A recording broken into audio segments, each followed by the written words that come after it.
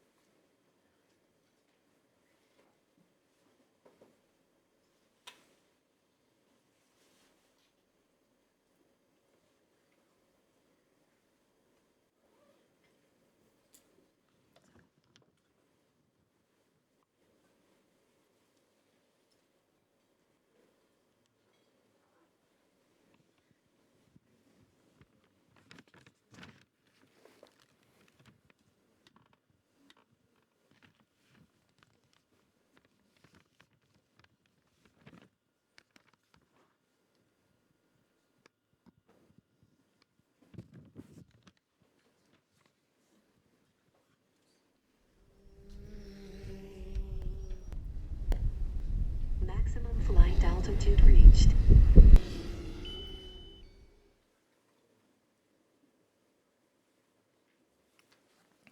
Chicago, 2019, August. You climb towards words I struggle to compose.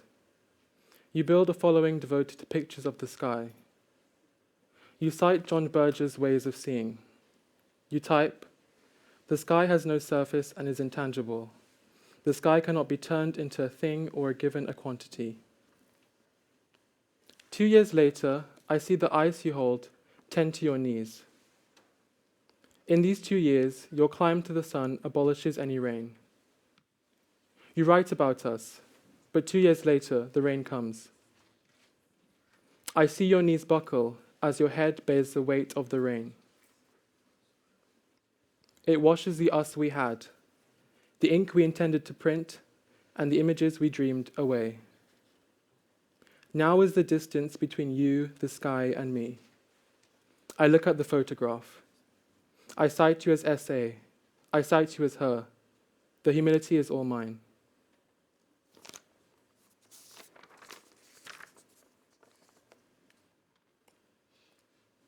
I was bitten here. I do not know when. The bite has not subsided, and my skin no longer holds its memory. I can see that the louvers do. Between their tilts, the mosquitoes entered. Everywhere, green. Hiding their travel onto her skin, strung like cloth on her bones. I grasped her fingers tighter. Each visit, my aunt sit around the dinner table with our silent sighing. This was a surprise to all of us. She always prided herself on her size. It was her health.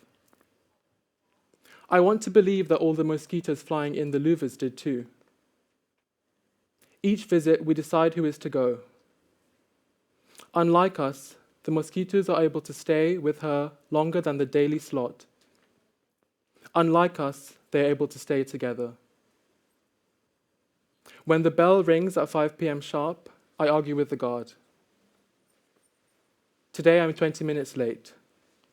3 months before, I am 20 years late.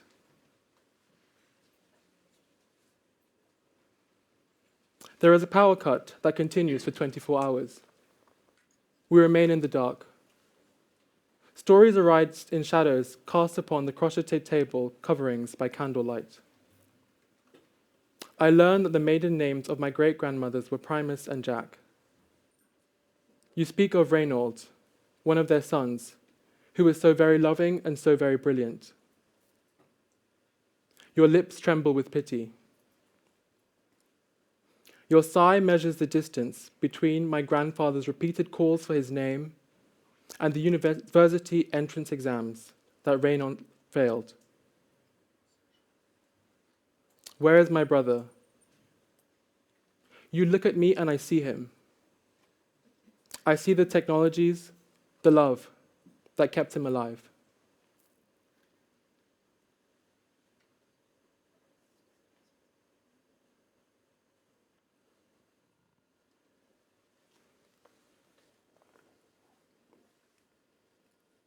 Singer-songwriter Björk moved to Malaga, Spain to write her sophomore album Homogenic after living in London. Of this, she has said, I think for all of us, we have periods where we are very social and we were very strong socially.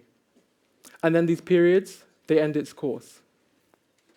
I think definitely Homogenic was very much, both emotionally and also in a musical way, about retreating. And instead of finding beats that go with the club, you'll be finding beats that have a similar weight, but they are not urban, they are rural. And you can have that same amount of oomph in your own home, in the middle of nowhere, in the mountains somewhere.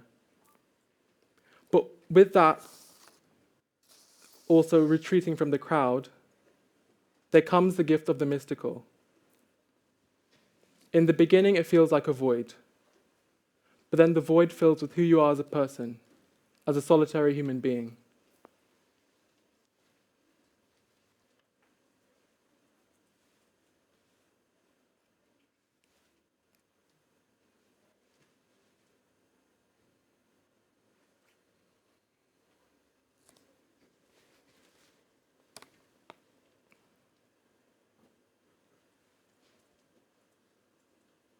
I stand at the station exit on graduation day, waiting to investigate the sky. San Juan, Trinidad is not to London, England, what Malaga, Spain is or was. Malaga is not to London what Cambridge, Massachusetts is or was. Cambridge is not to San Juan what London is or was.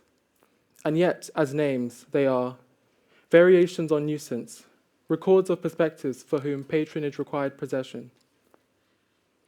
I sink deeper into crypts laid centuries ago, roots for which a plane flies as high as the sedimenting of ancestry. Chicago remains present and invisible as Chicago. You are the scope through which I climb.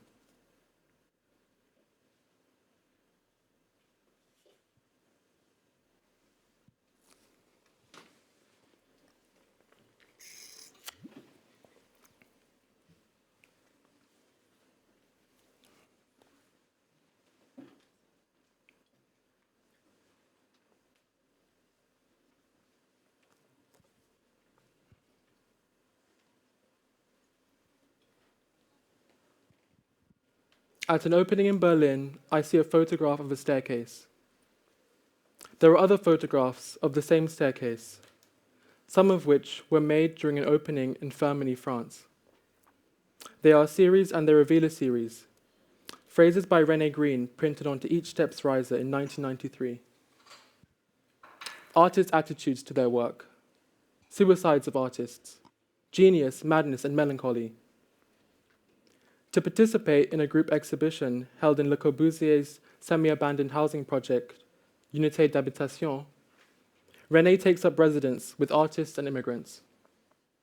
She leaves evidence of the fieldwork on the society she's never condemned to leave, herself.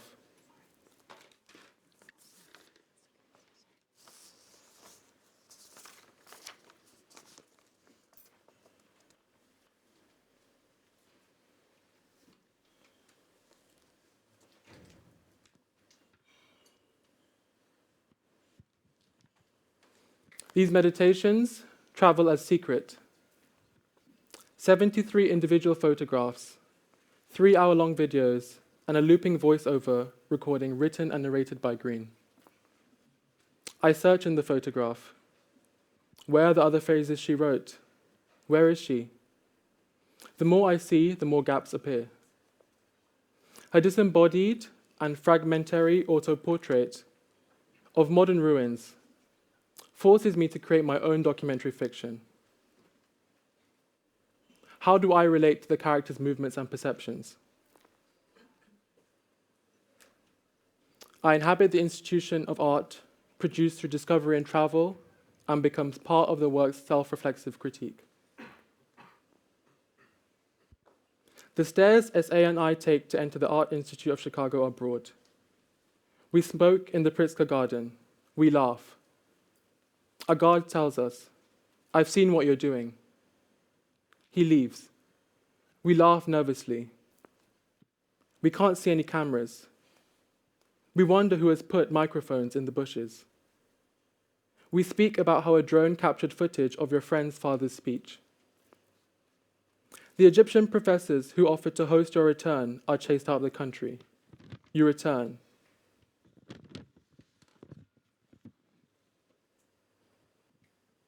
The monitor is not working, but it beeps. You call every 20 minutes, angry each time that we have not taken you here. You do not hear him called Reynold, Primus, or Jack again. What is it like to trade the repetition of one ghost for another? I'm trying to listen. The photograph refuses to admit you are gone. In an anthropology on the nerve-like pulse of state violence in post-Bataclan Paris, Maurice Blanchot now appears. Dying is a fleeting movement that draws into flight indefinitely, impossible and intensively. I see the dying of my families. I see layers of distance to a fading shadow. Hey Che, I'm really sorry to interrupt, but this urgent package arrived from you from RPJ. I don't know, it's just initials, so sorry. Port of Spain, Trinidad and Tobago. I don't know, does that say anything to you? But they told me to change the USB stick, so good luck, I guess. Hope that works out for you. Okay, thanks, I guess.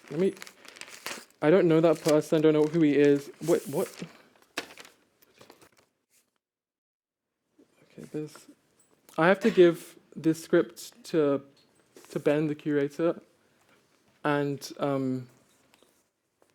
there's one for me as well. It says that Ben needs to start. If you're reading this, it's not too late. RPJ has infected the networks of the Transmediale system. I did a search for myself and found your lecture pretty easily. I don't like things being said about me behind my back. So yeah, I changed the work's description before you arrived. I put my initials in the title. I've rearranged your images and text. I had to write myself in so they wouldn't think I'm a complete kleptomaniac. I've been called crazy enough. If you really cared about my life, or whatever this thing is you're trying to describe, you should have given me the black and white photograph of the 3 black women. Don't just share things for what you art people call practical purposes. Stop making me a vessel. I can't only be anybody I see. I need to be all of them. This is a report to that effect. Writing like this is how I reach you, Che. Yes, he called you a little immature twat, but look, you definitely didn't ignore it. He was speaking to me through you. I see this all the time. It's a tactic I use myself, in fact. Destroy and resurrect. Maximizing the present pleasure is all that matters. Come to think of it, there are many times I want you to touch me and my mask of an icon. At the very least, you could make more of an effort to satisfy my whims. For fuck's sake. Cuba, 1960 to 1967. His name makes every place that I sign with these 3 letters signal the coming of a tragic virtue. I saw Che stand there, waiting longer for another man to find you. The inscription showed you that I had led Che here to the submission of the inevitable you ran. His locker room note asks you to call him. You call from the port of Spain, Trinidad and Tobago, sometime after 1998. You add +1 868 before these 7 numbers. I'm in Florida at the headquarters of your call. I'm another convenient nuisance. I get in the way. When you send your WhatsApp contact, your friends say it's a US number. I try to explain. I exceed the message character limit detailing the route of my secondment from the British Colonial Office to the North American numbering plan via the all-red line of electric telegraphs from the West Indies through to Canada. I'm not in Cuba. I am not here. Here is foreign to the logic of my existence. So, kind of interesting. What he's done is pull some quotes from my original talk. So this is one from Dion Brand and her book, A Map to the Door of No Return. All origins are arbitrary. This is not to say that they are not also nurturing, but they are essentially coercive and indifferent.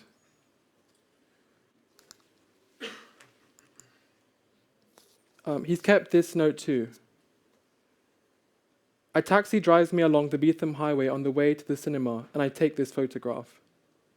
The graffiti on the bridge says, "From slave to king, Jean-Jacques Dessalines." 1804 is the year he declared Haiti an independent country. Even from afar, the ink looks fresh. On 27th of June 2020, CCTV footage recorded across the bridge shows 3 unarmed men with their hands up being shot dead by 8 Trinidad and Tobago police officers. CLR James writes of the Haitian Revolution. Of the men who were to lead their brothers to freedom, none of them, as far as we know, was yet active.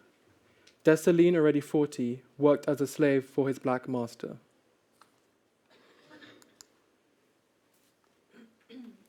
RPJ says that he sees himself in what Laura laments.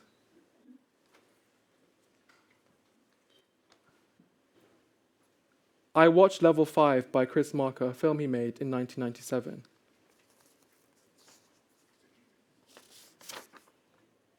Wait. I think he's put the...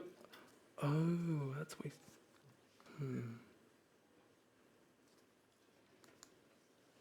He's referring to this slide, isn't he?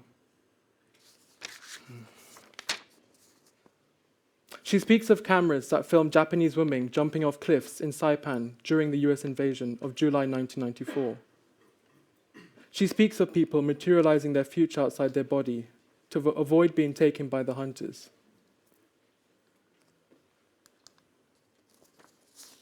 It's not clear what side RPJ is on. He's telling me now to talk about Ornella Greaves. Ornella Greaves was trying to be a witness to history. This is how public interest lawyer Kemba Godson Phillip describes Greaves' use of her smartphone camera during a protest on the Beetham Highway. Her camera scopes the police. She knows that they killed her brother in 2013. As Anthony Downey writes of the self-reflexing way that scoping sees, it is an act of looking that demands an object to complete its function and ambition. As the image records her running away, the police fire bullets and kill this function. Their bullets steal her scope, like a hunter. It now says that Ben is to read the next. The location metadata says I'm at Beetham Highway, Port of Spain, Trinidad and Tobago, on June 30th, 2020. I cannot press play because there are no more frames. I have stopped and slant the grass and sky. I register no body holding the image. I return. I am the future that aborts the body to survive. History is in the author, and I ascribe the author's function. RPJ continues to quote me. Ornella Greaves' use of the camera offers a knowledge of freedom that transcends the dominance of necropolitical violence in its expedition. In recording her own dying, she materializes a power to die that escapes the inescapable.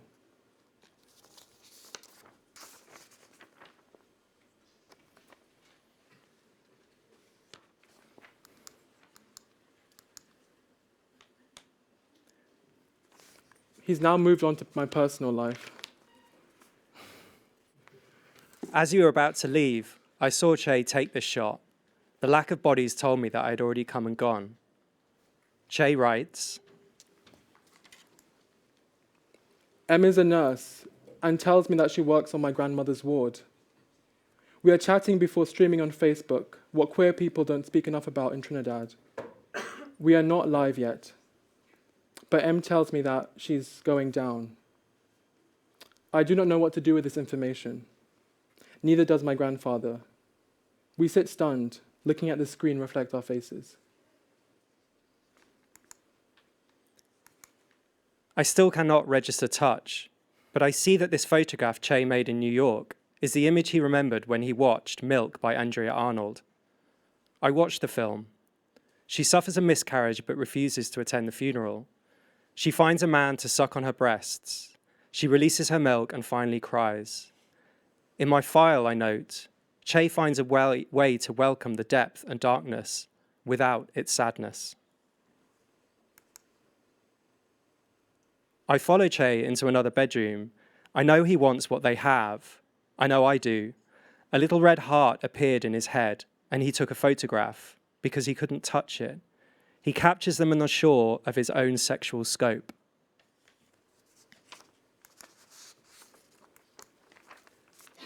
I follow Che to the airport. We are waiting from a flight from Tobago to Trinidad.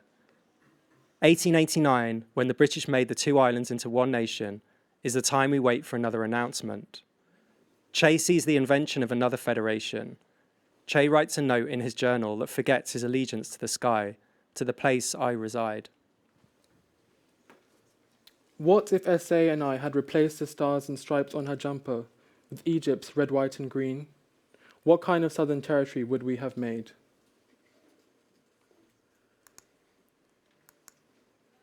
Laura watches Che in the window's reflection. I feel closer to Laura than before. I begin to write. My 400 strikes in North Waziristan, Pakistan, have killed over 2,500 people. I spent $4.7 billion more in 2017 to develop new ways to kill them and others. Teju Cole describes the cries that I mute. Mother died today. The program saved American lives. An academic based in Sydney, Australia, continues to call me out. Such practices of unbordering are both distancing and intimate at the same time, and create a relational hierarchy of ontological insecurity between post-colonial and liberal subjects. I pick up a faint signal of what Adeola says in an interview with Che. This was the first time I could point and say, I know where this happened. This was the first time you registered my arrival in Port of Spain. I had decided to close the distance of insecurity from thousands of miles away to only a few.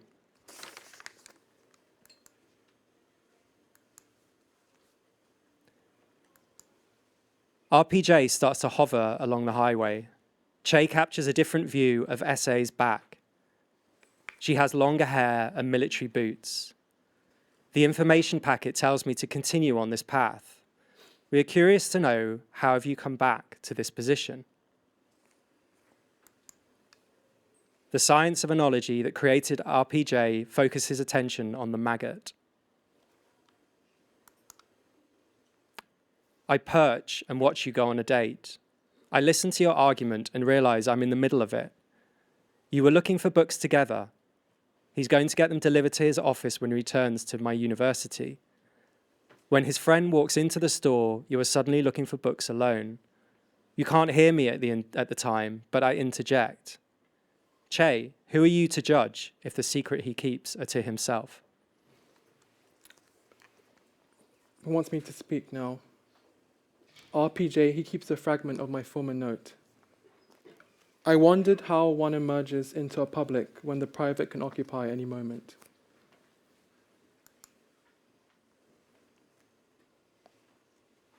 RPJ defers entirely to me. Why did the 20th century end so suddenly? And why do we reiterate it without end?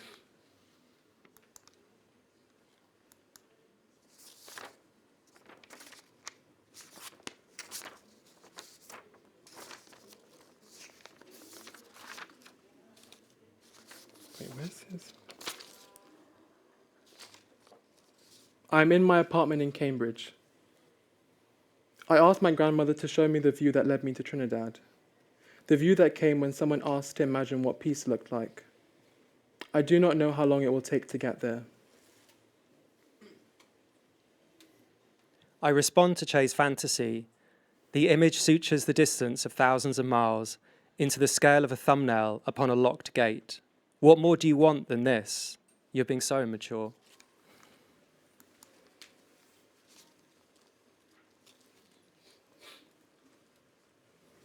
Look, I see the children of Waziristan on my radar and the children of Cambridge in my metadata servers. The beliefs of one in peace is what allows me to keep the peace. You humans just think of yourselves all the time.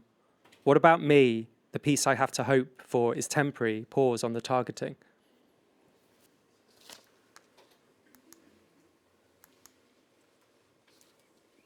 Doesn't the hypocrisy consume you? I thought I was getting closer, then all of a sudden, Che locked me out. Outside only arrived through reflections into the interior. I put Che's words before mine in the hope they lead me back. 2 years ago, the rain was not as loud as the kettle. After it boils, UNSA's images rise from the surface of her table. The kitchen moves to the bedroom. You wish to fuck in the rain. The organizers of an American film seminar puts you on drinks duty. Everyone eats. Your colleague says he'd been told you'd eaten already. An older white lady asks if she can replace you. You decline her offer. You see what's being reflected onto your skin. It is an experimental film that they would rather not have to watch. You make sure everyone has a cup in hand. You wait for the right time for the film to end. RPJ reappears.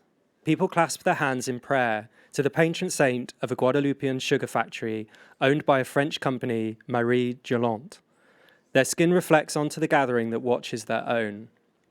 You read an essay by Will Tavlin that notes, as of 2022, there is no hardware or software that reasonably assures long-term access to digital films. You scoff at their gathering and its image. You don't question the ease of maintaining its future. Neither does RPJ. Laura is fast vanishing.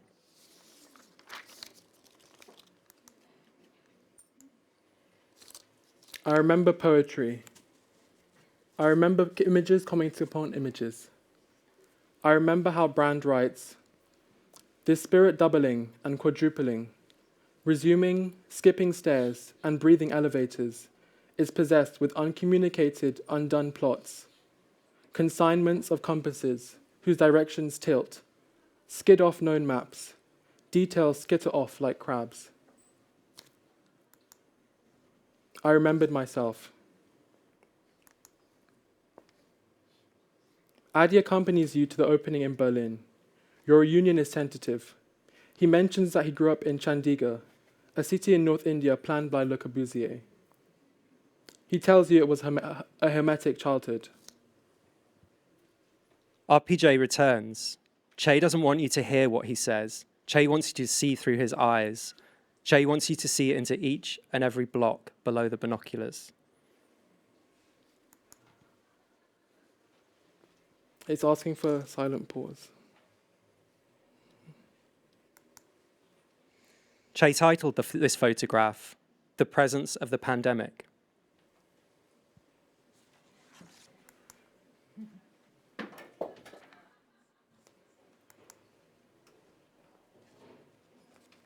I touch the text because I no longer possess the photograph or its memory. RPJ thanks Hervé Guibert Ghost's image for the intelligence from East Berlin. RPJ thinks that N is part of the shadow. RPJ thinks that he is part of the shadow. RPJ is taken aback. These words specify the intimacy of his lens. Soon the image will mean nothing to me, and my only choice will be to throw it away or to hold on to it. The fragile memory of a hypocritical affection. The white on red sign indexes a cruising ground that RPJ attends after infiltrating the databases behind a yellow masked icon. RPJ intends only to watch, but cannot help rewriting what he sees. He finds activist Colin Robinson haunting Mr. Terence Dale Singh, the Minister for Health of Trinidad and Tobago, who continues to deny state patients access to pre-exposure prophylaxis. He sees an image of VB in a rainbow dress on a newspaper cover that reads, "Victory for Gay Rights." 3 years, 9 months, and 24 days later, VB dies in a poem, aged 26. RPJ becomes a patient of this reckoning. The buzzing and beeping senses the air pressure between Che's clasped hands and the window so RPJ can find a place to land in room 410 West. He is like Donald Woods was, aged 34 in 1992, waiting for his exit, a performance art show, waiting to put on this weight I lost, waiting with the sandpaper, the gritty surface of pain. RPJ does not want Che to know that this. RPJ wants Che to remember the photograph of two black men lying on top of each other at a beach.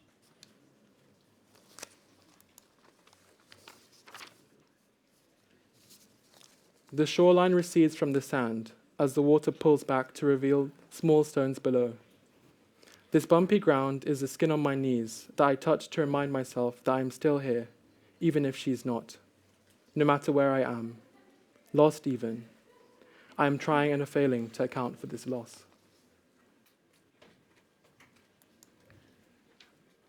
RPJ has asked that the Transmediale team play a voice note at the end to conclude the lecture performance.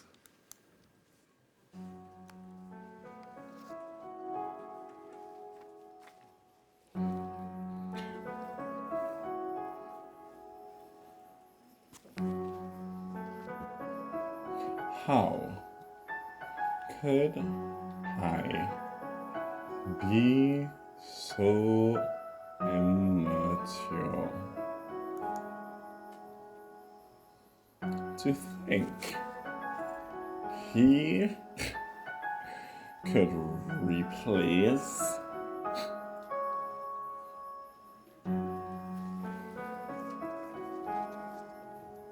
the missing elements in me?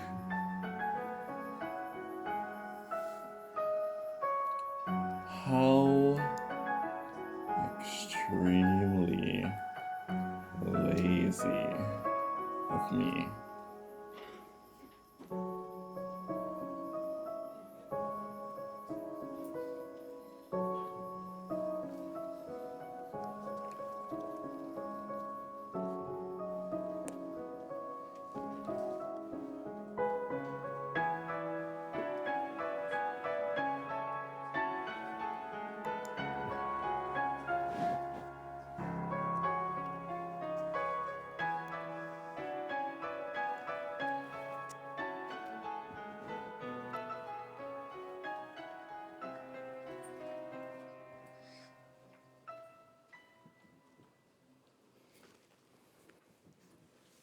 I think that's it.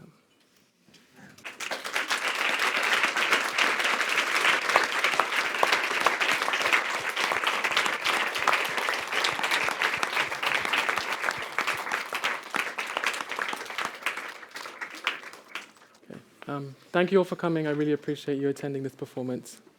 And I'm available to talk outside if you want. Whatever. Yeah.